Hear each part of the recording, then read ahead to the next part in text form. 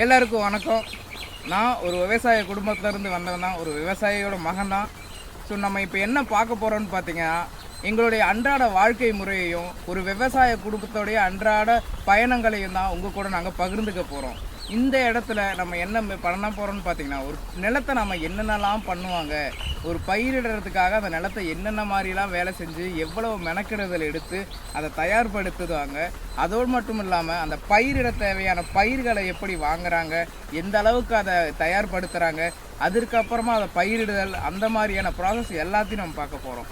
இந்த வீடியோவில் எங்களுடைய விவசாயத்தோடைய அன்றாட விஷயங்களை நீங்கள் தாராளமாக தெரிஞ்சுக்க முடியும். அதே நேரத்தில் குறிப்பாக நம்ம என்ன பார்க்க போகிறோம்னு பார்த்தீங்கன்னா, இந்த நிலத்தில் நம்ம ஒரு குறிப்பிட்ட பயிரோடைய வாழ்க்கை சுழற்சி முறையை தான் நம்ம பார்க்க போகிறோம்.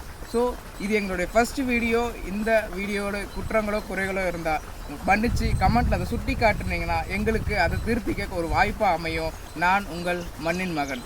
ஸோ நீங்கள் பார்க்குற அந்த வீடியோவில் இப்போ நம்ம பார்க்க போகிறது, அது நான் ஆல்ரெடி சொன்ன மாதிரி தான், ஒரு பயிரோடைய முழு வாழ்க்கையை தான் நம்ம பார்க்க போகிறோம். நீங்கள் பார்க்குற இந்த நிலத்தில் தான் நம்ம என்ன பண்ண போகிறோம்னா, ஒரு பயிரிட்டு அதோடைய ஆரம்ப கட்டத்திலேருந்து அதோடைய அறுவடை வரைக்கும் நம்ம பார்க்க போகிறோம். ஆமாங்க, நம்ம நெற்பயிரிடுறத பற்றி தான் பார்க்க போகிறோம். ஸோ இது ஒரு சாதாரண நெற்பயிர் வளர்றது, அறுவடை பண்ணுறது அப்படின்னு இல்லாமல் ஆரம்பத்துலேருந்து அதை எப்படி பயிரிடுறாங்க, அதுக்கு நடுவில் எவ்வளவு வேலைகள், என்னென்ன மாதிரியான விஷயங்களை பண்ணுறாங்க, எவ்வளவு நீர் பாசுறாங்க, எவ்வளவு களைகள் எடுக்கிறாங்க, எந்த அளவுக்கு அதுக்கு வேலைகள் ஈடுபாடோடு நம்ம பண்ண வேண்டியது இருக்கும், அதே நேரத்தில் முடிவாக அதுக்கு எவ்வளவு வரவு செலவுகள் வருது என அனைத்தையுமே லைவாக, அதாவது உண்மையாகவே இந்த இடத்துல நம்ம விளைவிச்சு காட்ட போகிறோங்க. இதை நம்ம வெறும் வீடியோவுக்காக மட்டும் இல்லை, இது எங்களோட வாழ்க்கை முறையை பயிரிடுதல் என்றப்ப அந்த பயிரிடும் முறையான நெற்பயிரை தான் நம்ம முழுசாக உங்களுக்கு அப்படியே காட்ட போகிறோம். இது நெற்பயிரிடுதல் பகுதி 1. எங்களோட பயணம் பண்ண கண்டிப்பாக சப்ஸ்கிரைப் பண்ணுங்கள். எங்களோட பயணத்தை தொடர கண்டிப்பாக வீடியோவை லைக் பண்ணுங்கள், ஷேர் பண்ணுங்கள். ஸோ நம்ம எவ்வளோ நிலத்தில் நடப்போகிறோம் அப்படின்னு பார்த்தீங்கன்னா, அதாவது எவ்வளோ பயிரிட போகிறோன்னு பார்த்தீங்கன்னா, நீங்கள் இந்த சைடு பார்க்கலாம். இந்த சைடு இருக்க இந்த வரப்பை ஒட்டியும் அங்கே நீங்கள் சில தென்னை மரங்களை பார்க்கலாம். ஸோ அந்த தென்னை மரங்கள் தான் நம்மளுடைய எல்லையாக இருக்கும். அதே நேரம் கடைசியில் பார்த்தீங்கன்னா ஒரு புதர் செடி மாதிரியான ஒரு விஷயம் இருக்குது. ஸோ இந்த மேல் பரப்பில் இருக்கிற இந்த நிலத்தில் தான் நம்ம பண்ண போகிறோம். இந்த நிலமானது எப்படிப்பட்ட தன்மைன்னு பார்த்தீங்கன்னா, களிமண் தன்மை தாங்க, கருப்பு மண் தான். ஸோ இதில் நம்ம தண்ணீர் பாய்ச்சி பண்ண போகிறோம். அதே நேரத்தில் இந்த நிலத்தை எப்படிலாம் அதுக்குள்ளே இந்த மாதிரிலாம் புழுதியாக்கி வச்சுருக்கீங்களே, இதுக்கு முன்னாடியே இப்படி தான் இருந்திருக்குமா அப்படின்னு நீங்கள் கேட்டிங்கன்னா, வாங்க அந்த ப்ராசஸையும் பார்த்துட்டு வந்துடலாம். நம்ம பார்த்துக்கிட்டு இந்த நிலம் பார்த்தீங்கன்னா, அது அங்கே இருக்குது பார்த்தீங்களா, அந்த நிலமானது எப்படி இருந்ததுன்னா, ஸோ இந்த மாதிரி தாங்க இருந்தது. ஸோ இந்த இடத்துல கிட்டத்தட்ட பார்த்தீங்கன்னா ஒரு 1.5 வருஷ காலமாகவே எந்த பயிர் விடலைங்க. நீங்கள் பார்க்குறப்பவே தெரியும் எந்த அளவுக்கு அதில் புல் பூண்டுகள் வளர்ந்துருக்கு அப்படின்னு சொல்லிட்டு. ஸோ அந்த புல் பூண்டுகள் வளர்ந்த இந்த மாதிரியான ஒரு நிலம் ரொம்ப திடத்தன்மையோடு இருக்கும். அப்படி இருக்கப்போ நம்ம இதில் பயிரிட்டவும் முடியாது. நேரடியாக தண்ணீர் பாசினாலும் இதில் ஏறு ஓட்டவோ புழுதவோ முடியாது, ஏன்னா அவ்வளவு புல் பூண்டுகள் இருக்குது. ஸோ இதுக்கு நம்ம என்ன ப்ராசஸ் பண்ணணும்னு பார்த்தீங்கன்னா, இதில் இருக்க புல் பூண்டுகள் தாங்க நமக்கு ரொம்ப ஆபத்து. ஏன்னா பயிரில் எப்பயுமே களைகளோ புல் பூண்டுகளோ இருந்தால் பயிர் வளர்ப்பு தன்மை ரொம்ப வளர்ந்த சக்தி குறைவாகத்தாங்க கிடைக்கும். அதனால் என்ன ஆகும்னு பார்த்தீங்களா, அதோடைய ப்ராடக்டிவிட்டியும் ரொம்ப கம்மியாக தாங்க கிடைக்கும். ஸோ ஃபஸ்ட்டு நம்மளுடைய டார்கெட் இந்த நிலத்தில் நம்ம இந்த புல்பூண்டுகளை அகற்றணும். அப்படி அகற்ற முடியும்னா எடுத்த உடனே ரொட்டேட்டரோ இல்லை ஏரோ வச்சு எடுக்க முடியுமான்னு கேட்டிங்கன்னா கண்டிப்பாக கிடையாது. 2 வருட காலமாக திடமாக இருந்த ஒரு மண்ணை ஏறு ஓட்ட முடியுமோ, இல்லை அதை நம்ம கலைக்க முடியும்னு நினச்சா அது கொஞ்சம் கஷ்டமான காலமாக இருக்கும். ஸோ அதுக்காக நம்ம என்ன பண்ணணும்னு பார்த்தீங்கன்னா, மண்ணை கொஞ்சம் ஈரப்பதமாக்கணுங்க. அப்படி ஈரப்பதமாக்கிறதுக்கு நீர் பாய்ச்சலாம், இல்லை வாய்க்கால் பாசன முறைகள் இருக்குது. நாங்கள் இங்கே எங்களுக்கு ஈஸியாக எப்படி கிடச்சிதுன்னு பார்த்தீங்கன்னா, எங்களுக்கு 2 நாள் ஈஸியாக மழை வந்துச்சுங்க. ஸோ அந்த மழையில் கரெக்டாக எங்களுக்கு ஏற்றவாறான ஒரு ஈரப்பதம் எங்களுக்கு கிடச்சிது. ஸோ அந்த ஈரப்பதம் கிடைச்சதால எங்களால் எங்களோட அடுத்த கட்ட ப்ராசஸை ஈஸியாக பண்ண முடிஞ்சுது. இப்போ முதல் கட்டமாக என்ன பண்ணோன்றது, ரொட்டேட்டர் மூலயமா நிலத்தை ஓட்டணும். ஸோ இப்போ ரொட்டேட்டர் மூலயமா ஓட்டுறது என்னென்னு பார்த்தீங்கன்னா, ரொட்டேட்டர்ன்றது ஒரு மோட்டார் விதமான கருவி. அது ஏறு ஓட்டுறது தான், பட் ஆனால் அது மோட்டார் விதமாக இயங்கக்கூடியது. அது என்ன பண்ணுன்னு பார்த்தீங்கன்னா, இந்த மாதிரியான புல் பூண்டுகளை ஈரத்தன்மையோடு இருக்கிற இந்த ஒரு நிலத்தை அதோடைய புல் பூண்டுகளை வேரோடு எடுத்து சின்னதாக நறுக்கி அதை நிலத்தை எடுக்குங்க. இப்போ நீங்கள் பார்க்குறீங்க இந்த லேண்ட் எப்படி பார்த்தீங்கன்னா ரொட்டேட்டரில் ஓட்டுனது. என்னடா ரொட்டேட்டரில் ஓட்டுனதுன்னு சொல்கிறேன், அப்புறம் மறுபடியும் இந்த மாதிரி புல்லுலாம் வளர்ந்து கிடக்கடா அங்கங்க அப்படின்னு கேட்டிங்கன்னா, அதை நீங்கள் ஓட்டுனதுக்கப்புறம் காஞ்சாதாங்க அந்த புட்பூண்டுகள் சாகும். அப்படி சாகாமல் இருக்குன்னு அப்படின்னா என்ன காரணம், அதில் ஈரத்தன்மை மழை வந்துருச்சுங்க, வேற ஒன்றும் கிடையாது. ஸோ அப்படி வராமல் இருக்கணும்னா நம்ம 2 நாளுக்காவது கண்டிப்பாக காய வைக்கிற மாதிரி இருக்கும். அப்படி காய வைக்கணும்னா என்ன பண்ணணும்னா, அப்படி காயாமல் ஒரு வேளை புல் பூண்டுகள் வளர்ந்துச்சா மறுபடியும் நம்ம ஏறு ஓட்டலாங்க. ஆனால் இந்த டைம் நம்ம ரொட்டேட்டர் பயன்படுத்த தேவையில்லை. ஏன்னா நம்ம ஆல்ரெடி திடமாக இருந்த ஒரு மண்ணை கொஞ்சம் லூஸ் ஆக்கியிருக்கோம், கிட்டத்தட்ட அந்த மாதிரி ஆக்கியிருக்கோங்க. அதில் புல் பூண்டுகள் வளர்ந்தால் ஏறு ஓட்டுறப்ப ஈஸியாகவே எடுக்க முடியுங்க. ஸோ இந்த நிலம் ரொட்டேட்டர் மூலிமா ஓட்டுனது. இதை நம்ம இப்போ பயன்படுத்தலை, அளவு வந்து பக்கத்துலேயே இருக்குது. ஸோ இதை நம்ம ரொட்டேட்டரில் எக்ஸ்ட்ராவாக ஓட்டிட்டாங்கன்னு அப்படியே விட்டு வச்சுருக்கோம். அது வீடியோக்கு உங்களுக்கு காட்டுறதுக்காக இது பயன்பாட்டோடு இருந்தது.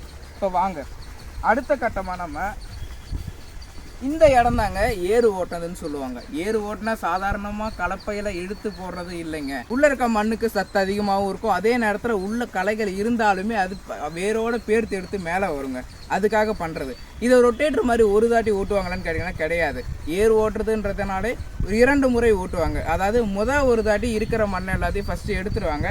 இப்போ ஏறு ஓட்டுறதுன்னு பார்த்தீங்கன்னா அது மோட்டார் கிடையாது, சாதாரணமாக பள்ளம் வெட்டி எடுக்கிற மாதிரி தான். அப்படி இருக்கிறப்ப ஒரு கலப்பை ஒரு பகுதியில் போகுது.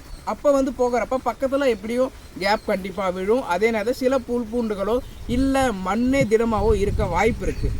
ஒரு ஏரை 2 தாட்டி ஓட்டுவாங்க. அப்படின்னா இந்த இடத்த மட்டுமே முழுசாக முதல் முறை ஃபுல்லாக ஓட்டிட்டு மறுபடியும் மீண்டும் 2வது முறையாக ஏறு ஓட்டுவாங்க. ஸோ இப்போ இந்த நிலம் பார்த்திங்கன்னா ரெடியாக இருக்குது. எதுக்குன்னு பார்த்தீங்கன்னா மண்ணை புல் பூண்டுகளை அகற்றி புழுதி நிலமாக்கி ரெடியாக இருக்குது. இன்னும் பயிரிட இன்னும் சில வேலைகளோடு இருக்குது. ஸோ அந்த வேலைகளும் என்னென்னா நம்ம அடுத்தடுத்து பார்ப்போம். இந்த ஏறு ஓட்டுறது வெறும் புல் பூண்டுகளை அகற்றுறதுக்கு மட்டுமா தான்டா அப்படின்னு கேட்டிங்கன்னு வச்சுங்களேன், இல்லைங்க, அதில் நிறைய பயன்கள் இருக்குது. ஃபஸ்ட் என்னென்னு பார்த்தீங்கன்னா ஏற்கனவே சொன்ன மாதிரி புல் பூண்டுகளை வேரோட அகற்றி நீக்கிவிடுங்க. 2வது முக்கியமான விஷயம் இந்த மண்ணை லூசனிங் பண்ணுறது, அதாவது மண்ணை தளர்த்துதுங்க. அது எதுக்காக அப்படின்னு கேட்டிங்கன்னா மண்ணை தளர்த்துறது மூலயமாக காற்றுத்தன்மையும் ஈரத்தன்மையும் ஈஸியாக அப்சார்ப் ஆகும். செடிகளுக்கும் பயிர்களுக்கும் ஈஸியாக வேற ஊன்றதுக்கான தன்மை அதுக்கு ஈஸியாக கிடச்சிருங்க.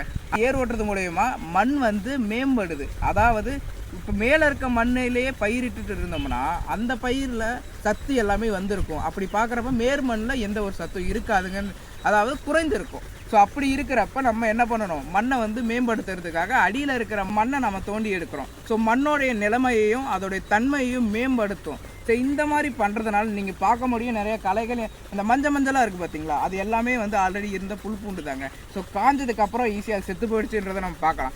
இப்போ நம்ம நிலத்தில் புல் பூண்டுகள் அகற்றி இருக்கோம், அதே நேரத்தில் அடியில் இருக்க மண்ணை நம்ம மேலே எடுத்து மேம்படுத்தி இருக்கோம். இதோட இந்த ப்ராசஸ் வந்து இது வரைக்கும் இப்போதைக்கு முடிஞ்சிருக்கு. இந்த நிலைமை வந்து இப்போ 2 தடவை தான் ஓட்டணுமாடா அப்படின்னு கேட்டிங்கன்னா கண்டிப்பாக கிடையாது. ஸோ இது வந்து முழுக்க அந்த நிலத்தோட தன்மைக்கு ஏற்ற மாதிரி.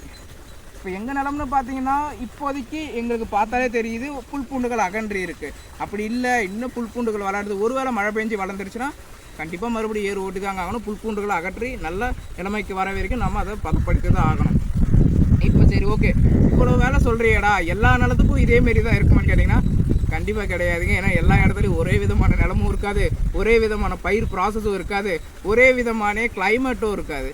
அப்படி இருக்கப்ப என்னடா சொல்ல வர, என்னதான்டா அப்படின்னு கேட்டிங்கன்னா ஒன்றும் இல்லைங்க. இந்த இடத்துல இந்த நிலத்தில் நாங்கள் எப்படி பயிரிடுறோம், எங்களுடைய காலநிலை எப்படி இருக்குது, அதுக்கேற்றவாறு நாங்கள் என்னென்ன பண்ணி பயிரிட்டு அதை அறுவடை பண்ணுறோம், அதுக்கு எவ்வளவு செலவாகுது, முக்கியமான ஒவ்வொரு சின்ன செலவையும் எடுத்து சொல்லி அதற்கு எவ்வளவு வருது, முக்கியமாக இந்த நெற்பயிரில் லாஸாக ப்ராஃபிட்டான்றதை நம்ம இந்த தாடி கணக்கு பண்ணுவோம்.